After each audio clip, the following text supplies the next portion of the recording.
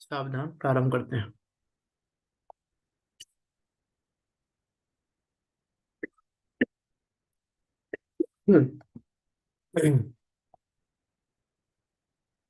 ओम नमः सिद्धेभ्य।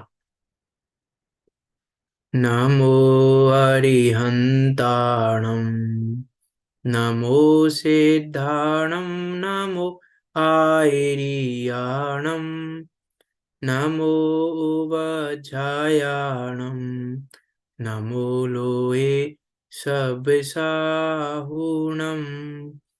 मंगलम भगवान वीरो, मंगलम गौतमो गणे, मंगलम कुंद कुंदार्यो, जैन धर्मोस्तु मंगलम। सर्वमंगल मांगल्यम, सर्वकल्याणकारकम, प्रधानम सर्वधर्माणां, जैनम जयतु शासनम, जैनम जयतु शासनम। यस्य स्वयं स्वभावाप्ति, अभावे कृतस्नकर्मण, तस्मै संज्ञानिरूपाय नमोस्तु परमात्मने। प्रगटा सहज स्वभाव निज, हुए करम अरिनाश। ज्ञान रूप परमात्म को, प्रणमु मिले प्रकाश, प्रणमु मिले प्रकाश। आचार्य पूज्यपाद स्वामी द्वारा विरचित यह अष्टोपदेश नामक ग्रंथ, जो कि 51 गाथाओं में निबद्ध है, और 51 गाथाओं के माध्यम से जो हमें मोक्ष के मार्ग का उपाय, उस मोक्ष के मार्ग को, उस ज्ञायक स्वरूप को बता रहा है। ऐसा यह अनुपम सुंदर ग्रंथ, इस पर हमारी चर्चा चल रही है। बहुत सुंदर चर्चाएं यहाँ आचार्य पूज्यपाद स्वामी कह रहे हैं। आत्मा ही आत्मा का गुरु है, उसके संदर्भ में बात की थी। और आत्मा ही आत्मा का गुरु है, और कोई भी किसी को ज्ञानी बनाने में समर्थ नहीं है, कोई किसी को अज्ञानी बनाने में समर्थ नहीं है। एक ज्ञानी को अज्ञानी नहीं बनाया जा सकता और एक अज्ञानी को ज्ञानी नहीं बनाया जा सकता। जितने भी बाह्य में पदार्थ हैं, जितने भी बाह्य में हमको दिखाई दे रहे हैं कि इनसे ज्ञान होता है, उनको आचार्य पूज्यपाद स्वामी ने कहा कि ये तो धर्मास्ति कायवत निमित्त मात्र हैं, इससे ज्यादा और कुछ भी नहीं है। उनको उसी रूप में समझें, इस प्रकार की बात यहाँ पे की। अभी आगे बात कर रहे हैं ध्यान के संदर्भ में कि जो आत्मा ही आत्मा का गुरु है, उस आत्मा का ध्यान कैसे करें, उस आत्मा का अनुभव कैसे करें, उस संबंधी चर्चा यहाँ 36 नंबर की गाथा में हमने प्रारंभ की थी। 36 नंबर की गाथा पढ़ते हैं। अभवत चित्त विक्षेप, एकांते तत्व संस्थिति, अभव्य सिद्धि भी योगेन, योगी तत्वम निजात्मनः। कि जिसके चित्त में विक्षेप नहीं है, जिसका चित्त क्षोभ से रहित है, ऐसा योगी एकांत में तत्व संस्थिति, तत्व में स्थित होकर, अर्थात तत्व अभ्यास में स्थित होकर, तत्वम निजात्मनम, अपनी आत्म रूपी तत्व को, कौन से तत्व को, अपने आत्म रूपी तत्व को अभियोगेन, सावधानी पूर्वक, अव्यसेत, अभ्यास करे। अर्थात आत्मा का अभ्यास किस प्रकार किया जाए, उसकी बात यहाँ आचार्य पूज्यपाद स्वामी बता रहे हैं।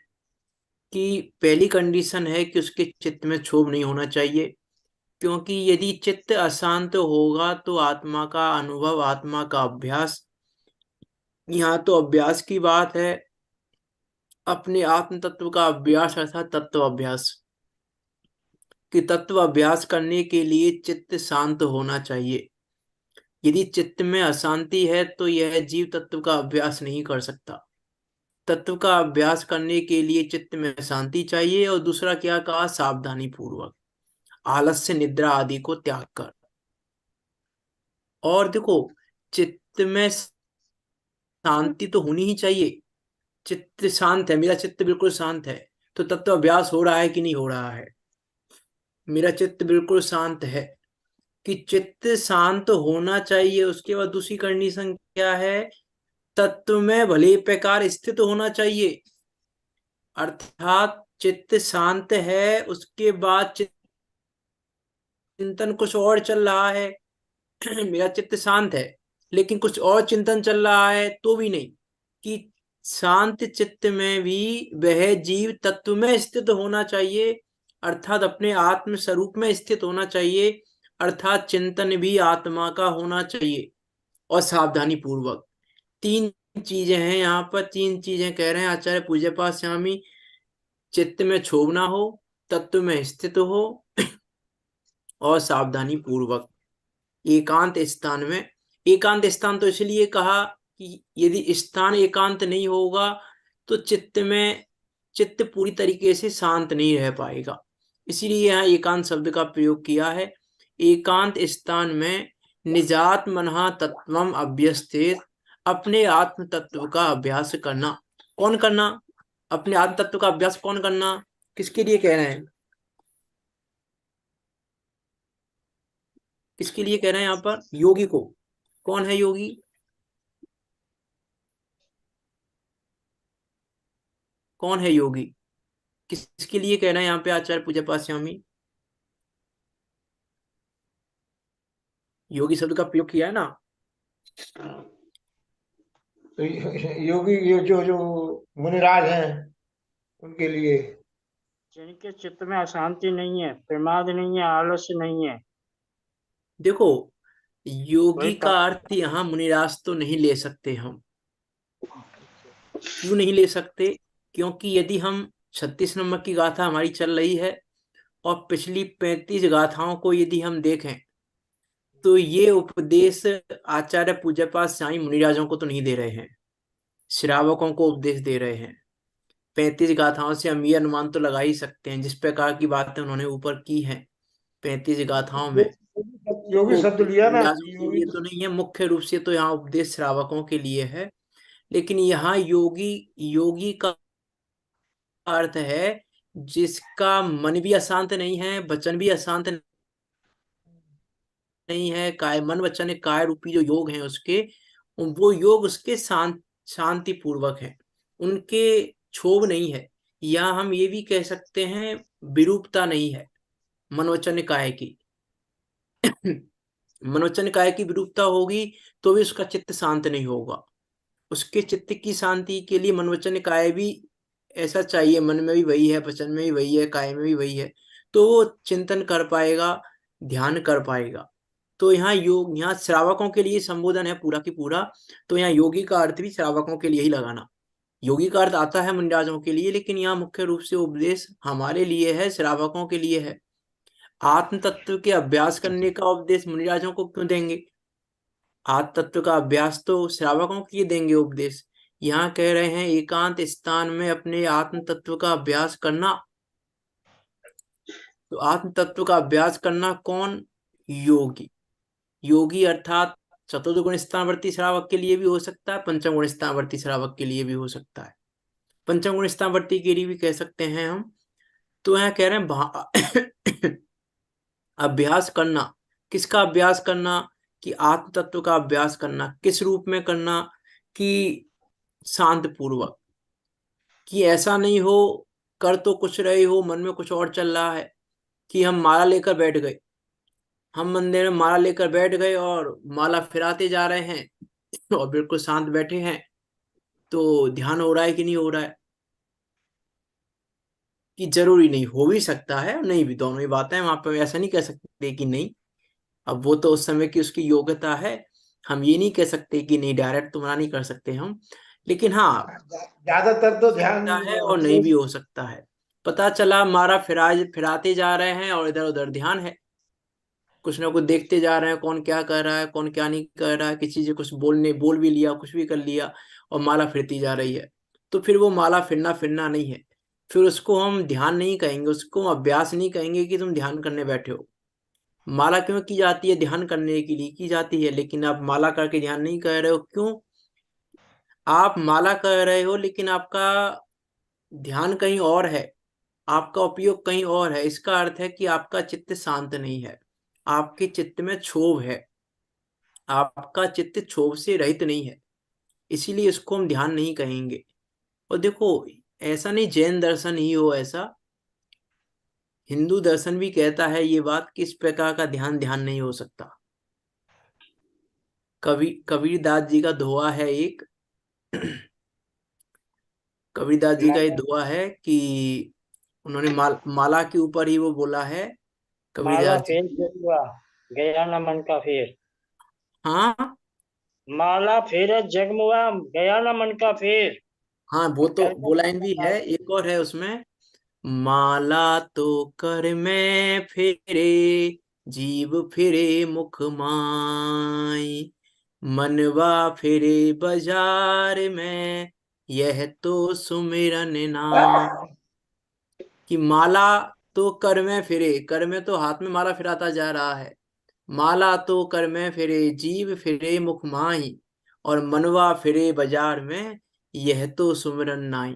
इसका नाम तो सुमिरन नहीं है, इसका नाम तो याद करना भी नहीं है, ध्यान करना तो बहुत दूर की बात है कि हम माला लेकर भगवान को याद कर रहे हैं, भगवान को याद करना भी नहीं है ये तो।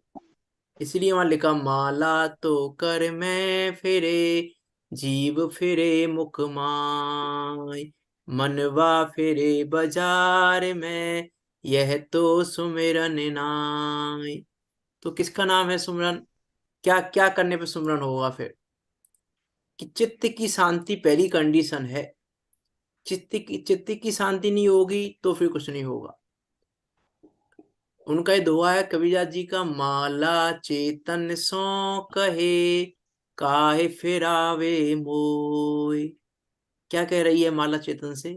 माला चेतन सो कहे, काय फिरावे मोय, मनवा क्यों नहीं फेरता, मुक्तिपुरी ले जोय। इस मन को क्यों नहीं फेरता? जो मन तेरा बाहर फिर रहा है, जो मन में तेरे में अशांति चल रही है, जो मन में तेरे में अलग अलग प्रकार के विचार चल रहे हैं, उसको क्यों नहीं फेरता है? उसको फेरेगा तो ध्यान होगा। यहाँ देखो, ध्यान करने की प्रेरणा नहीं दे रहे हैं, आत्म ध्यान करने की प्रेरणा दे रहे हैं, पहली बात। यहाँ आचार्य पूज्य, क्योंकि देखो ध्यान तो प्रत्येक जीव कर रहा है, एक भी जीव बिना ध्यान से रहित एक भी जीव नहीं होता। प्रत्येक जीव ध्यान से युक्त ही होता है प्रति समय। यदि एक समय भी ध्यान से रहित हो जाए तो फिर वो अजीब हो, जड़ हो जाएगा। ध्यान तो प्रति समय है, और चार ही प्रकार के ध्यान है। चारों प्रकार के ध्यान में से कोई ना कोई ध्यान तो जीव करता ही है, किसी न किसी ध्यान में तो रहता ही है। तो यहाँ तो कह रहे हैं आत्म ध्यान करने की प्रेरणा दे रहे हैं, वो धर्म ध्यान करने की प्रेरणा दे रहे हैं कि उस आत्म ध्यान को कर, उस आत्मा के स्वरूप को जान।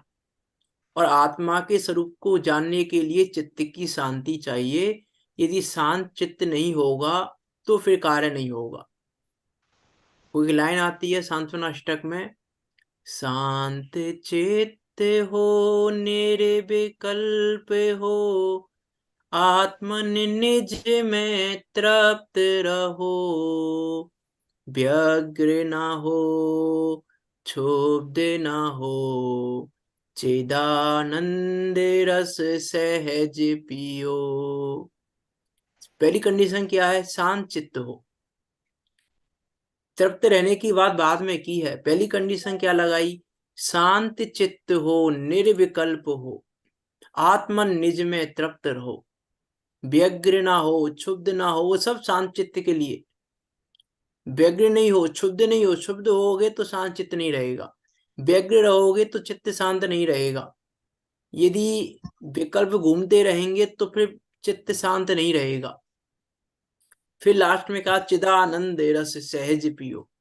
जब इतना हो जाए, व्यग्र नहीं है, परिणामों में क्षुब्धता नहीं है, चित्त की शांति है, तो अब चिदानंद रूपी रस को पियो। अब चिदानंद रूपी रस को पीने की कोई परेशानी नहीं है। उसका नाम है आत्म तत्व का अभ्यास, उसका नाम है अपने स्वरूप का अभ्यास। कब? जब चित्त की शांति हो, यह जीव तत्व में स्थित होना चाहिए। तत्व में स्थित होगा तो तत्व का अभ्यास करेगा, और सावधानी पूर्वक, आलस्य निद्रा आदि में ना हो, प्रमाद आदि में ना हो। ऐसा नहीं हो चलो हम लेट के आत्मा का ध्यान करेंगे, कि लेट के तो नींद आएगी, आत्मा का ध्यान नहीं होगा। तो आलस्य निद्रा आदि को त्याग कर चित्त की शांति करके और तत्व में स्थित होकर, हे जीव तू एकांत स्थान में अपने आत्मा का अभ्यास कर, अपनी आत्मा का ध्यान कर। किस लिए दुखी होता है, किस लिए व्याकुल हो रहा है? कि एको हम निर्ममत्वम पढ़ के आए हैं ऊपर, अभी हम इस चीज का विचार करिए, कहना चाह रहे हैं यहाँ पर। किसके लिए दुखी हो रहा है? जब निर्ममत्व की चर्चा हमने कर ली आचार्य देव कह रहे हैं कि जब हमने निर्ममत्वपना बता दिया, जब हमने ये बता दिया कि तू इनसे रहित है, तो फिर किस बात का विकल्प करता है? किस बात के लिए अपने चित्त को क्षोभ युक्त कर रहा है? अब गुंजाइश ही नहीं बची। हम पहले ही चित्त की शांति का उपाय बताकर आए हैं।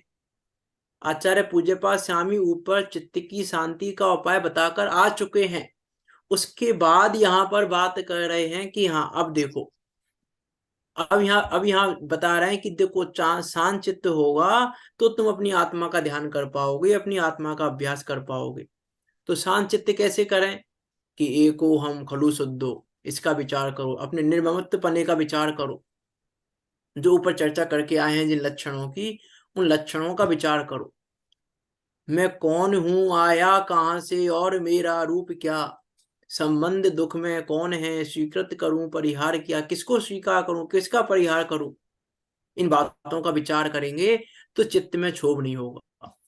ये कहना चाह रहे हैं यहाँ पर, बारंबार अपने स्वरूप का विचार कर, मैं कौन हूं इसका विचार तो कर।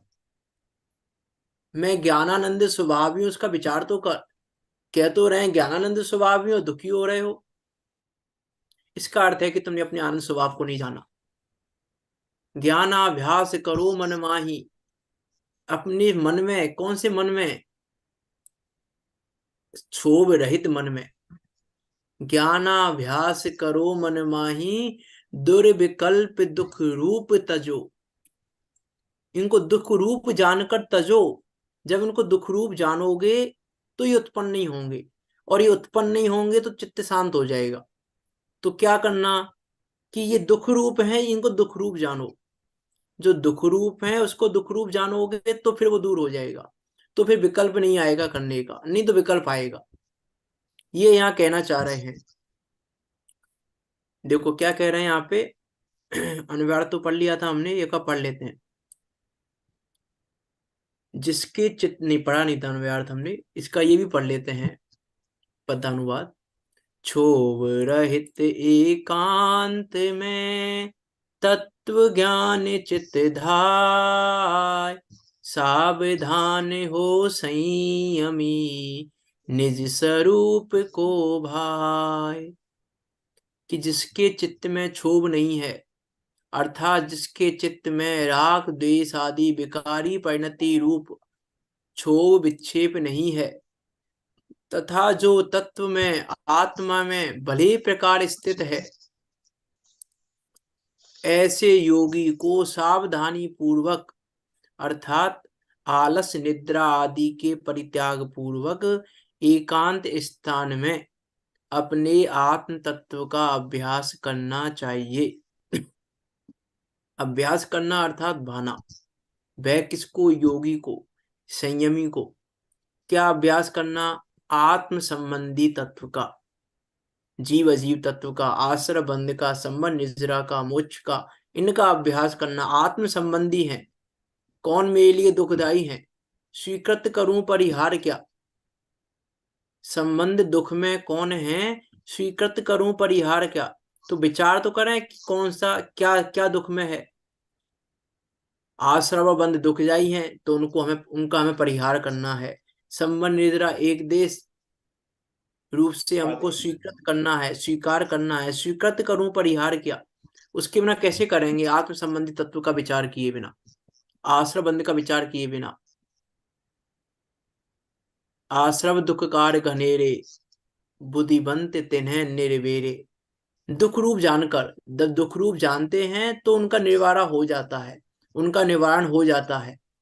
तो आत्म संबंधी तत्व का अभ्यास करना किसका? निज आत्मा का, अपने स्वरूप का। किसके द्वारा? अभियोग द्वारा। अभियोगेन, अभियोग द्वारा अर्थात सावधानी पूर्वक, आलस निद्रा आदि के त्याग द्वारा। कहाँ अभ्यास करना? कहाँ पे करना अभ्यास? कि अभ्यास एकांत में करना चाहिए, अर्थात योग के खाली गृह आदि में। देखो, गृह आदि शब्द ले लिया क्योंकि श्रावकों के लिए दे रहे हैं उपदेश। एकांत में अर्थात योग्य खाली गृह आदि में, कि जहां जहां बच्चे खेल रहे हैं वहां आप ध्यान करने बैठोगे तो नहीं हो पाएगा ध्यान। तो घर में भी कोई योग्य जगह देखकर, खाली जगह देखकर वहां पर ध्यान करना। इस प्रकार का होकर कि जिसके चित्त में, मन में विक्षेप अर्थात रागादि रूप क्षोभ नहीं, ऐसा होकर कहते हैं। ऐसा कैसा होता होकर? ऐसा कैसा होकर?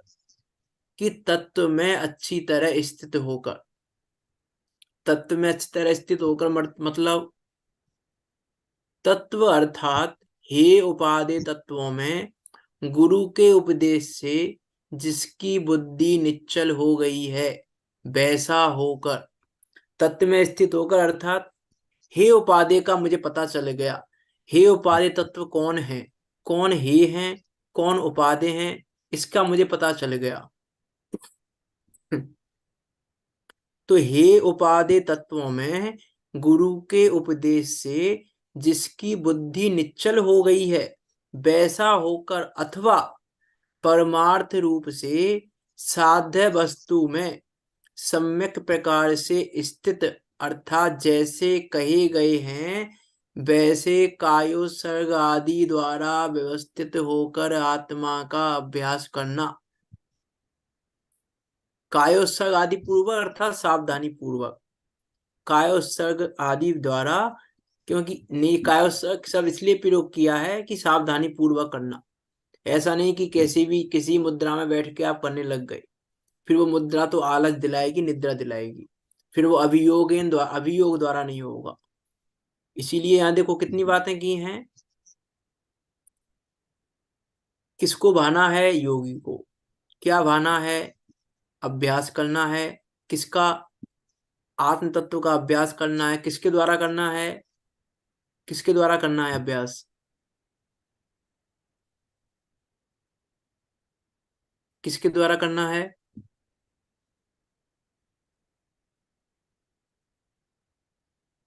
अपने ज्ञान से रह जाए। अभियोग द्वारा। अभियोग द्वारा, अभियोगेन सावधानी पूर्वक, आलस निद्रा आदि के त्याग द्वारा। कहाँ? एकांत में। किस प्रकार? चित्त में, मन में विक्षेप आदि नहीं रखकर। और कैसा होकर? कि तत्व में अच्छी तरह स्थित होकर। इतनी कंडीशन लगाई है।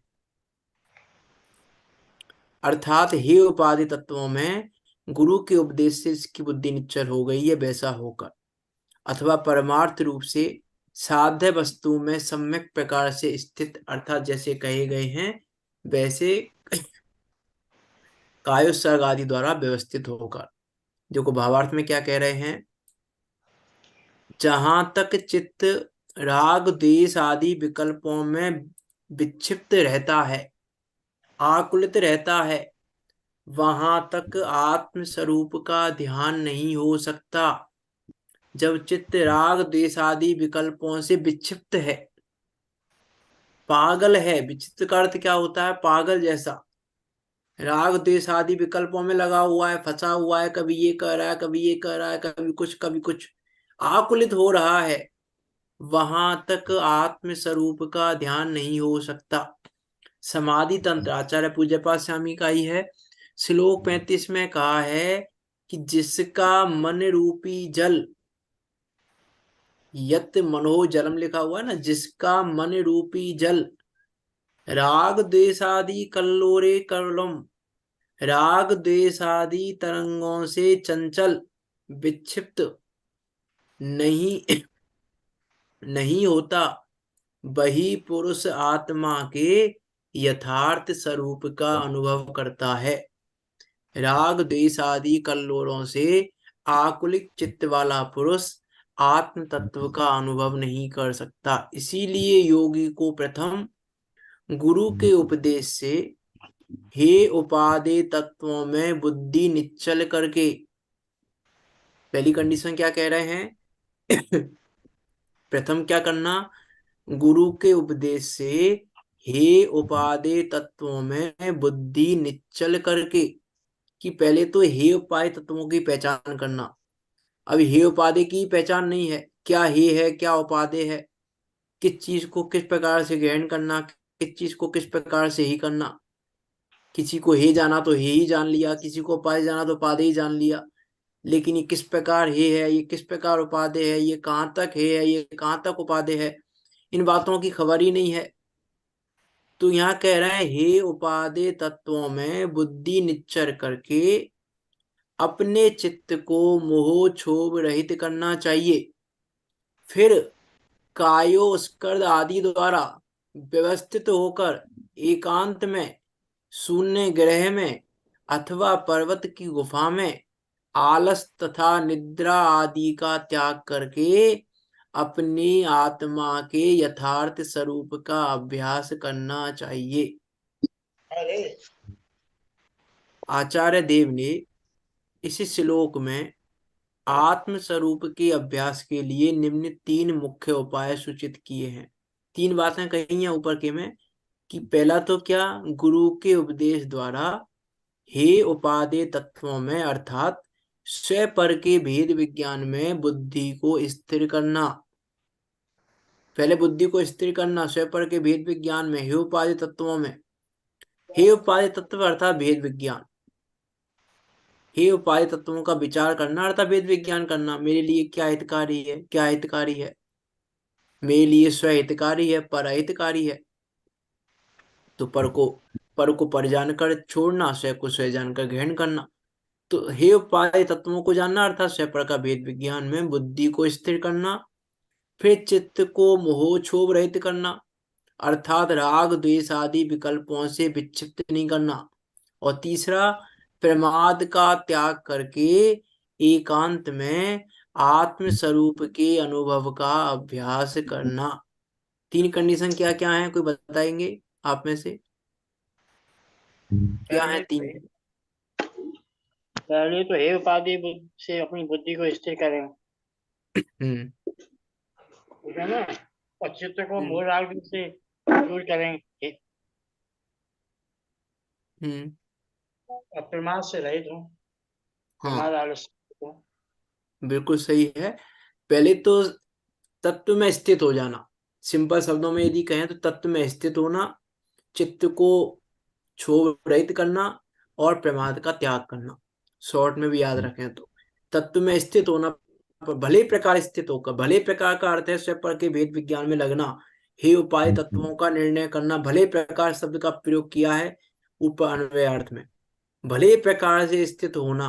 फिर चित्त को मोह क्षोभ रहित करना और फिर प्रमाद का त्याग करके एकांत में आत्म स्वरूप के अनुभव का अभ्यास करना। यह किसकी बात चल रही है ऊपर, पता है किस शब्द का अर्थ चल रहा है ऊपर? योगी की। नहीं, किस शब्द का अर्थ चल रहा है ऊपर? संवित्ति। संवित्ति शब्द के लिए पूरी बात कही है ऊपर। संवित्ति अर्थात स्व संवेदन, कि उस स्व संवेदन किस प्रकार करना, उसकी ऊपर आई थी गाथा की उत्थानिका में। संवित्ति शब्द का अर्थ कि स्व संवेदन, कि वो स्व संवेदन किस प्रकार से करना। अब शिष्य कहता है, देखो शिष्य द्वारा प्रश्न कर रहा है संवित्ति पर ही।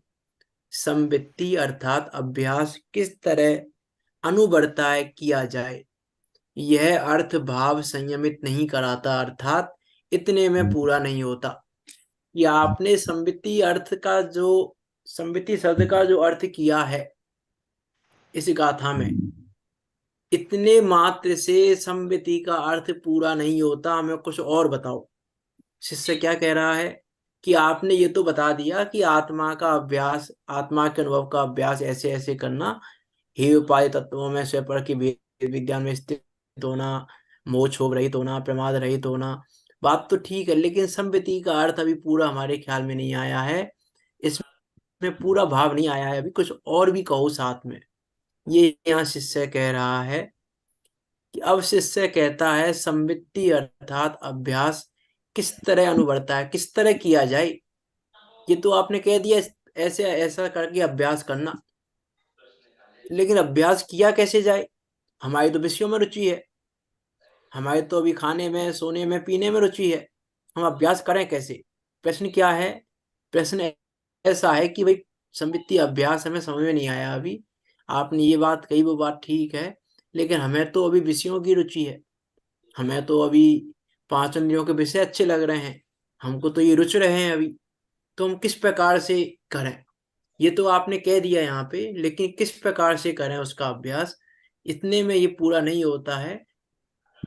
तो देखो क्या कह रहे हैं आगे भगवान, उक्त लक्षण वाली संवित्ति आत्म अनुभव हो रहा है।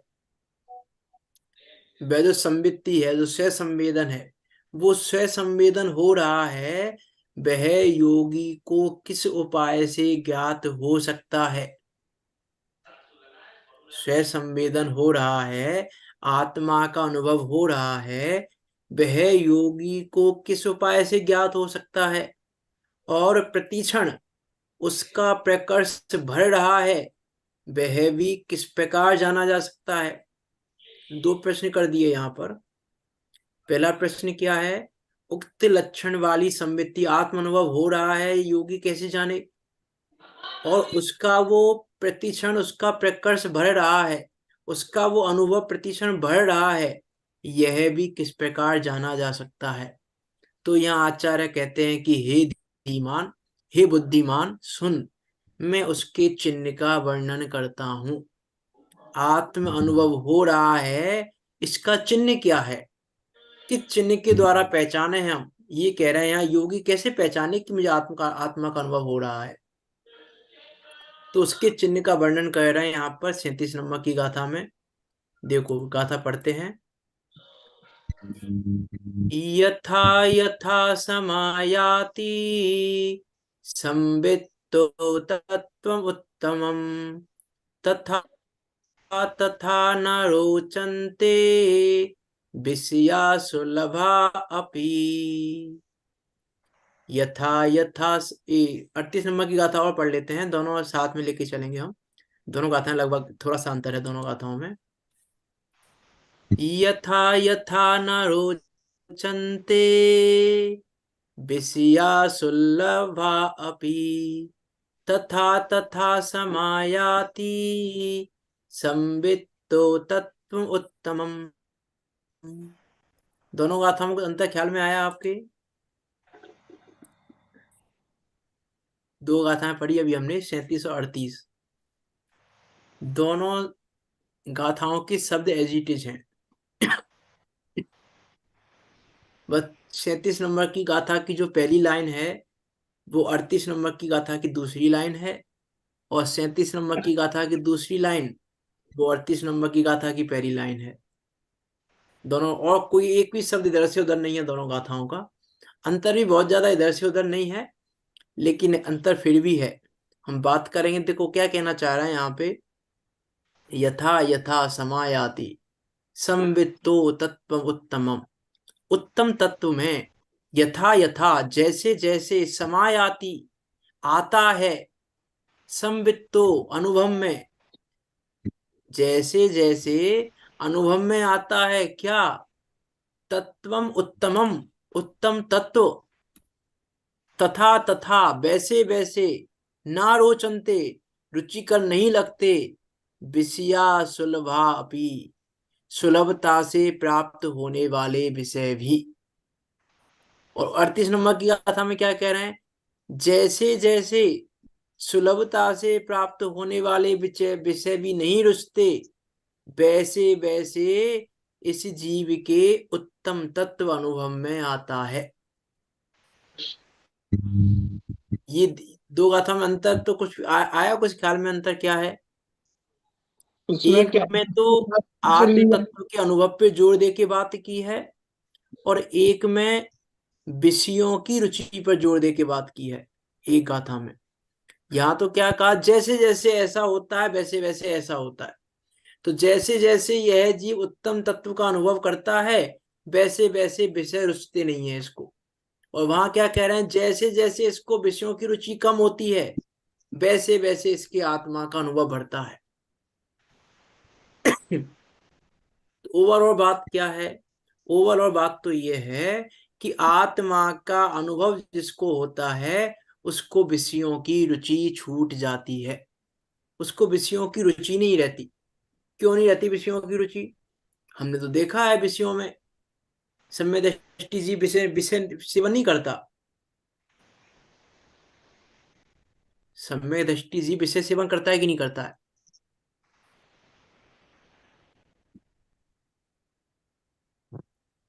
बताइए।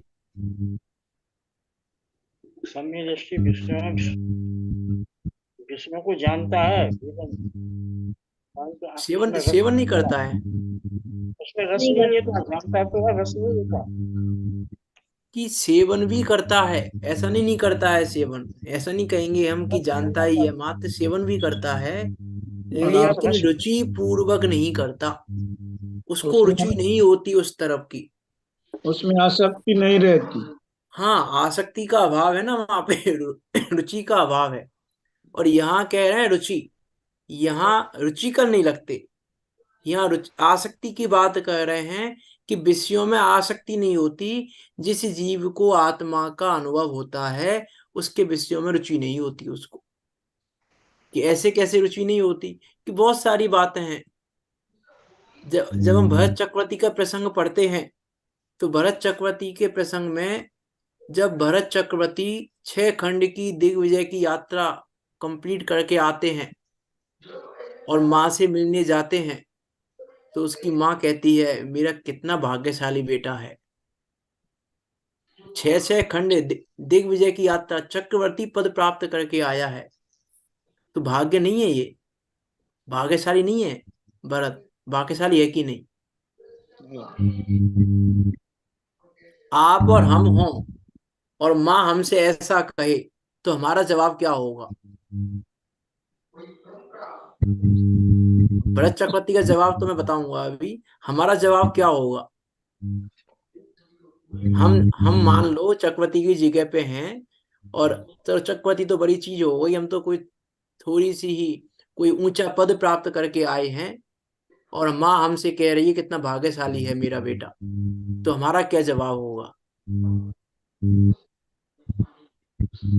ये तो हमारा कर्तव्य है, हाँ, ये तो हमारा कर्तव्य था, हमने किया है। नहीं, भरत चक्रवर्ती ने ये भी नहीं कहा कि ये कर्तव्य है। भरत चक्रवर्ती ने कहा कि माँ किसको भाग्यशाली कह रही है, तेरा ये बेटा सबसे ज्यादा अभागा है। भाग्यशाली तो तेरा वो बेटा है जो पिताजी के एक तीर्थंकर के साथ गणधर बन के बैठा है। भाग्यशाली तो तेरा वो बेटा है जो आदिना भगवान से पहले मोच चला गया। भाग्यशाली तो तेरे वो बेटे हैं, भाग्यशाली तो तेरी वो बेटियां हैं जो वहां आरिका बनकर बैठी हैं। भाग्यशाली तेरे वो हैं जिन्होंने एक दिन के लिए दिव्य धनी को नहीं छोड़ा। इसको भाग्यशाली कैसे कहती है? ये तो अभागा है, 60,000 वर्ष तक इसको दिव्य धनी सुनने को नहीं मिली। इसको मैं भाग्यशाली कैसे कहूं अपने आप को? अब उसको दिग्विजय की यात्रा नहीं लग रही, कुछ दिग्विजय जीत कर आया है, 6 खंड की यात्रा करके आया है, कि उस उत्तम तत्व में स्थित है ना, उत्तम तत्व अनुभव में आ रहा है तो उसको ये सुलभता से प्राप्त विषय भी रुचिकर नहीं लग रहे, उसको दिग्विजय की यात्रा रुचिकर नहीं लग रही, उसको 6 खंडों की विजय अच्छी नहीं लग रही।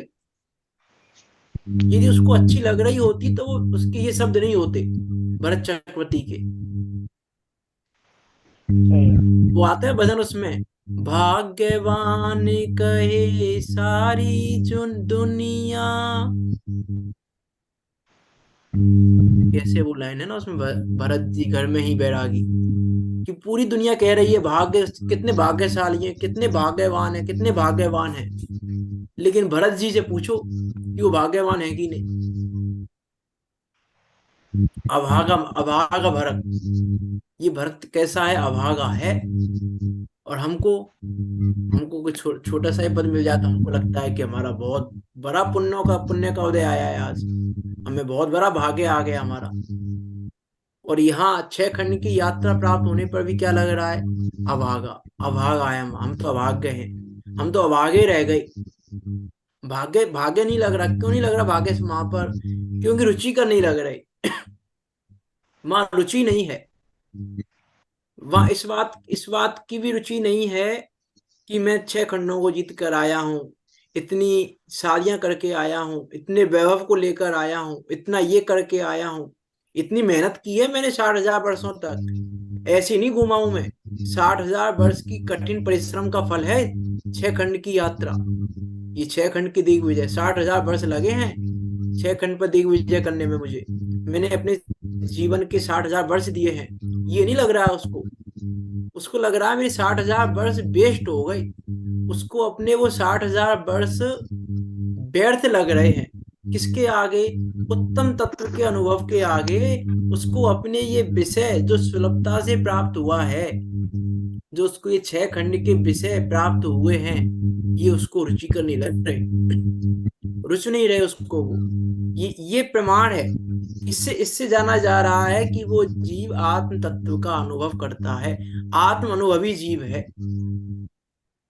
आत्म अनुभवी जीव है तो ऑटोमेटिकली आ रहा है। अब कोई बनावटी के लिए शब्दों का प्रयोग करे वो बात नहीं है, अंदर से आ रहा है कि नहीं आ रहा है। अब कोई बाहर की बार में, हाँ हमें भी अच्छे नहीं लग रहे, ये आपने अच्छा एग्जाम्पल बता दिया भरत चक्रवर्ती का। कोई हमसे भी पूछेगा तो हम भी ऐसे ही कह देंगे कि हम तो अभागे हैं। कि तुम कह दोगे कि तुम्हारे अंदर से निकल रहा है कि तुम अभागे हो, कि तुम कह दोगे बस।